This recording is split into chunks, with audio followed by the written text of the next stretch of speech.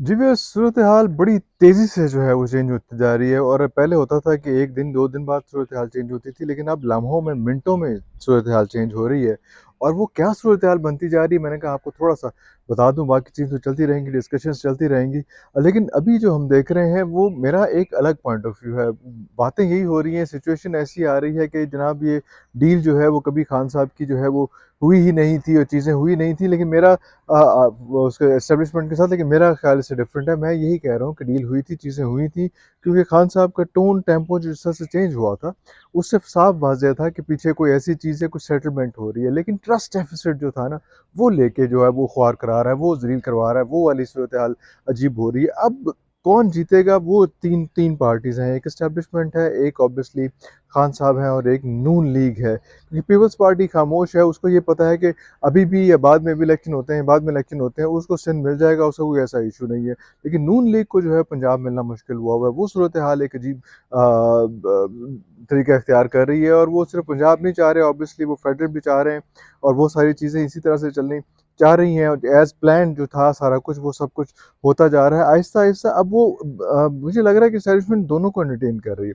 इनको भी कह रही है और मैं आपको ये बता दूँ कि जिस तरह से सूरत-ए-हाल बनती जा रही है और कहा जा रहा है कि जनाब इसी मंथ के एंड में खान साहब जो हैं वो एहतजाज की कॉल दे देंगे और सिट इन का धरने की कॉल आ जाएगी और सारा कुछ लग रहा है इस तरह से। इसी तरह से आपने देख लिया कि यहाँ पे इस्लामाबाद में इधर बहुत ज़्यादा, मैं किसी को लेके आपको चलूँगा, दिखाऊँगा भी, रुकावटें लगा दी गई हैं। बिल्कुल वो रेड ज़ोन सील कर दिया गया है, तैयारियाँ हो रही हैं, 3000 जो है एक्स्ट्रा पुलिस वाले मंगवा लिए गए हैं, जिसमें से कुछ पंजाब को कहेंगे कि पंजाब से भेज दें, कुछ केपीके से कह के केपीके से भेज दें और साथ रेंजर्स को भी बुलाया गया है। तो ये सारी चीज़ें जहाँ पे हो रही हैं, वहाँ पे एक और हलका भी है जो आराम से जो है वो जो हाई अप्स का हलका है, वो खान साहब को ठंडा कर रहा है कि यार आप हम चीज़ें सेटल कर रहे हैं, थोड़ा-सा हमें मज़ीद टाइम दे दें हम चीज़ों को, क्योंकि ऐसे नहीं है एकदम सेटल हो जाए।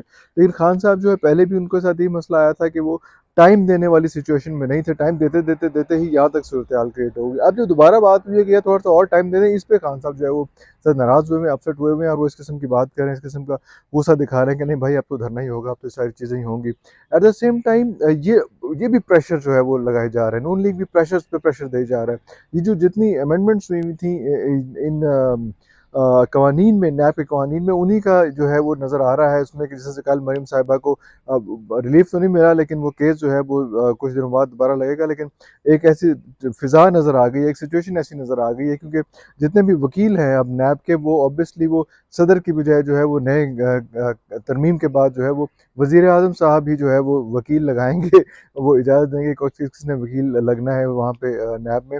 तो वो एक इतना आसान, इतना विन-विन सिचुएशन है कि उस किस्म के वकील लगेंगे जो आराम से जो है चीज़ें सेटल कर लेंगे। ये होता रहता है यहाँ पे इन चीज़ों पे, इस मुल्क में ऐसी चीज़ें होती रहती हैं, हम भी देखते आ रहे हैं, आप भी देखते आ रहे हैं। तो ये सूरत-ए-हाल बड़ी अजीब तरफ को जल जाना शुरू हो गई है। अब वही coming back to the same point कि अब खान साहब कितने प्रेशर दे सकते हैं, एस्टेब्लिशमेंट किसका कितना प्रेशर ले सकती है और नून लीग भी आगे से कितना प्रेशर दे सकती है, तो ये अब वो वाली सूरत-ए-हाल हो गई है। वो जो एक होता था ना कि जो चौंक जाएगा इस सिचुएशन में, जो इंटेंस है, जो जिसकी आँख ज़रा चौंकी बाकी उसको खा जाएँगे। तो अब ये सूरत-ए-हाल इस वक़्त यहाँ पे बनी हुई है और चीज़ें बेहतर से बेहतर होने की बजाय वर्स्ट से वर्स्ट की तरफ जाती जा रही है। इसराइल का आप देख रहे हैं, इसराइल में जो है वो बातें हो रही हैं, ये कोई नई चीज़ नहीं है, ये मेरे ख़्याल मैं आपको कोई 3 हफ़्ते पहले, 4 हफ़्ते पहले, जो महीने से ज़्यादा हो गया मेरे ख़्याल, उससे पहले आपको बता चुका था कि ये सारी चीज़ें उसी तरफ जाएँगी। जिस तरह से इकोनॉमिकली पाकिस्तान को बंद गली में डाला जा रहा है और जिस तरह से किया जा रहा है, वो ये सारी चीज़ें ऐसी होनी थी। अब आप कह रहे हैं वो चला गया, ये चला गया, वो चला गया। आपको याद है कि एक पहले एंकर भी पीटीवी के जो है वो गए थे वहाँ पे एक वफ़्द के साथ, तो चीज़ें सारी पाइल अप हो रही थी। और जिस तरह से अभी शाकिर साहब ने भी जो है वो बताया कि ये सारी चीज़ें वो हैं कि हम इसराइल से कौन-कौन सी चीज़ें ले सकते हैं। पहले भी डिस्कशन होती थी, क्या-क्या चीज़ें इम्पोर्ट हो सकती हैं, कितनी सपोर्ट इसराइल से हमें मिल सकती है। वो ज़ुबानी कलामी छोटी-मोटी बातें होती थी और अभी भी कहा जा रहा है कि वही एजेंडा लेके गए हुए हैं। अभी भी ये भी कहा जा रहा है कि इंग्लैंड के थ्रू जो है हमने कुछ टेक्नोलॉजी ऑलरेडी इसराइल से खरीदी है, ये कहा जा रहा है उसमें, और उसमें सबसे ज़्यादा बात जो हो रही है व्हाट्सएप रिकॉर्डिंग सिस्टम की जो है वो हो रही है, क्योंकि वो रिकॉर्डिंग सिस्टम हर किसी के पास नहीं है। वो इसराइल स्पेशलिस्ट वो था, स्पेसिफाइड था वो रिकॉर्डिंग सिस्टम। और पिछले दिनों जो ये व्हाट्सएप रिकॉर्ड हो रही है चीज़ें, ऑडियो सारा कुछ उसमें, तो उस वक़्त भी एक ही बात आई थी कि ये सिस्टम सिर्फ़ इसराइल के पास है। इसराइल के पास है, हमारे पास हमारा व्हाट्सएप कैसे रिकॉर्ड हो रहा है? इस तरह से हो रहा है कि वहाँ से सिस्टम आया जा रहा है। मुझे मेरा ख़्याल है कि यहाँ पे बुलेट प्रूफ जैकेट्स वगैरह भी सारी चीज़ें वहाँ से काफ़ी सारा कुछ आता था पहले भी, लेकिन ये एक लंबी डिस्कशन है क्योंकि मुख्तलिफ मुल्कों से रूट किया जाता था। हम दुबई से खरीद रहे हैं, दुबई कहाँ से खरीद रहा है वो हमें उसका इल्म नहीं है चीज़ें। तो इस किस्म की सूरत पहले भी चल रही थी, चीज़ें हो रही थी, सॉफ्ट ट्रेड हो रही थी, लेकिन अब जो है वो बिल्कुल शायद इतने हम बंद गली में आ चुके हैं, पहुँच चुके हैं कि अब हमारे पास कोई और ऑप्शन नहीं है मेरा ख़्याल है। और सूनर और लेटर ये चीज़ होनी होनी है। ये अच्छे तरीके से हो, ये अवाम को एतमाद में लेके की जाए, या इस गवर्नमेंट में जितनी ये जो कहते हैं कि वो जिनके बोनलेस किस्म की जो है, ये जितनी फ्रेजाइल ये गवर्नमेंट है, तो इस गवर्नमेंट में जितने फ़ायदे उठाए जा सकते होंगे, इंटरनेशनल कम्युनिटी जो उठा सकती होगी वो फ़ायदे उठा लिए जाएँगे। आपने ये भी देख लिया, और ये चीज़ें इधर होती जा रही हैं उसमें। और क्योंकि इसके बाद की हुकूमत है, इससे पहले वाली हुकूमत है, उससे पहले वाली हुकूमत के पास ये इस किस्म की सिचुएशन नहीं थी कि वो फ़ैसले कर सके। इस वक़्त इंटरनेशनल कम्युनिटी जो भी फ़ैसला करेगी, आपके मुफ्ती इस्माइल साहब आए कहते हैं कि मैंने अवाम का तो सोचा ही नहीं, मैंने तो देखा ही नहीं कि अवाम क्या कर रही है, मैं तो मुल्क बचा रहा हूँ। मुल्क किस तरह से बचा रहे हैं, क्या सूरत हाल है, उस पे बड़ी लंबी डिबेट है। वो तो आके बैठ के कहते हैं कि मैंने महंगाई वगैरह का नहीं सोचा। मैं तो ये सोच रहा हूँ कि ऑब्वियसली कि जो मुझे टास्क दिया गया है वो टास्क किस तरह से पूरा होना है, वो सारा कुछ किस तरह से चीज़ें वहाँ पे आनी है। अभी भी रात को 2 बजे उन्होंने पेट्रोल बढ़ा दिया, कोई पूछने वाला नहीं, कोई कहने वाला नहीं। ये 20-21 तारीख को कौन पेट्रोल बढ़ाता है?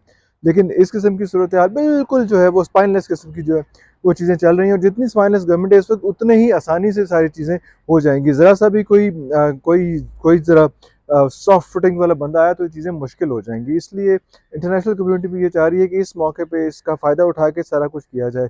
साथ ही आर्मी चीफ वगैरह की बात भी हो रही है, आर्मी चीफ की तो बात होगी ज़रूर की, लेकिन एक और चीज़ है, फ्रांस के जो प्रेसिडेंट से मिले हैं वहाँ पे। अब वो फ्रांस का प्रेसिडेंट यहाँ पे बहुत ज़्यादा ज़िक्र रहा है, और यही जो हुकूमत है जिसने जो अब हुकूमत में है, इन्होंने बहुत शोर डाला था कि फ्रांस के सदर को जो है उसको ये कर दिया जाए, उसको खत लिखा जाए, फ्रांस का सफ़ीर निकाल दिया जाए, ये किया जाए, वो किया जाए, लेकिन अब सब लोग खामोश हैं। आप देख रहे हैं, मुझे इन सब चीज़ों से कोई इख्तिलाफ़ नहीं है। फ्रांस के सदर बाहर से मिल रहे हैं, मिलना पड़ेगा, क्या पड़ा है, जब इंटरनेशनली आप जाके बैठे हैं तो अगर कोई मीटिंग स्केड्यूल्ड है, प्लान्ड है, तो मिलना पड़ेगा। अगर फ्रांस का सदर अकेला बैठा हुआ है, तो हमारे वज़ीर आज़म को भी वहाँ पे अकेले बैठा होना चाहिए था, कि हमारी पूरी कैबिनेट बैठी हुई है और वहाँ पे फ्रांस का सदर अकेला बैठा हुआ है।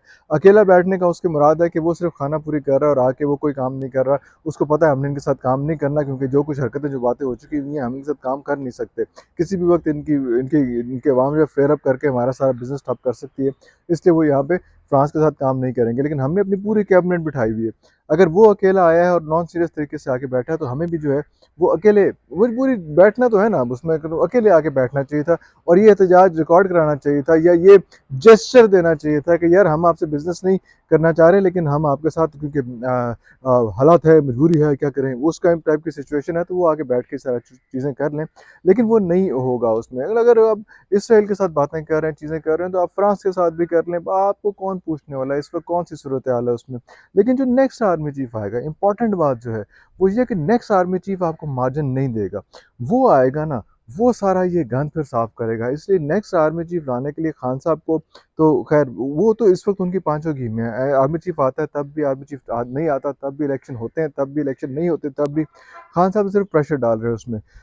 लेकिन इन लोगों को एक बड़ा मसला आ रहा है, क्योंकि नेक्स्ट आर्मी चीफ जो आएगा, वो अगर बेशक ये खुद भी लेके आए, तो क्या वो सोचेगा, आके बैठेगा, वो ये सारा ट्रैश, ये सारा गंद, ये सारे मसाइल, ये सब कुछ वो अपने ज़िम्मे लेगा? क्योंकि इस वक्त जो है वो हुकूमत इतनी इंपॉर्टेंट नहीं है, उस वक्त अपोजिशन इतनी इंपॉर्टेंट नहीं है, इस वक्त जो है वो आर्मी चीफ ज़्यादा इंपॉर्टेंट है, जिस पे ये सारा झगड़ा सारा कुछ चल रहा है। तो वो जो आर्मी चीफ जो होमवर्क करके आएगा, वो किसको छोड़ेगा, किसको नहीं छोड़ेगा, इसके बारे में भी ध्यान रखना चाहिए इस गवर्नमेंट को। अगर मैं अभी भी कह रहा हूँ कि ये चीज़ मान लेनी चाहिए कि इलेक्शन तक इस आर्मी चीफ को, एग्जिस्टिंग आर्मी चीफ को कंटिन्यू करवा लो। इलेक्शन के बाद जो है जो भी हुकूमत आती है, वो आर्मी चीफ का तकर्रुर करे, क्योंकि अगर आप अभी आर्मी चीफ चेंज कर दिया, तो मैंने पता है उन्हें आंदर ना लिख कहना है कि पहले गन साफ करो और फिर से शुरू करो। अब ये कोई माने ना माने सूरत हाल, ऐसी सिचुएशन होनी है। और इंशाल्लाह थोड़े दिनों बाद मैं फिर ये बात कर रहा हूँ कि मैंने आपको बहुत अर्सा पहले बता दिया था, तुसी मनते नहीं, ख्याल नहीं करते मेरा, very bad, what is this behaviour. अगले व्लॉग तक के लिए इजाज़त दीजिए, अल्लाह हाफ़िज़।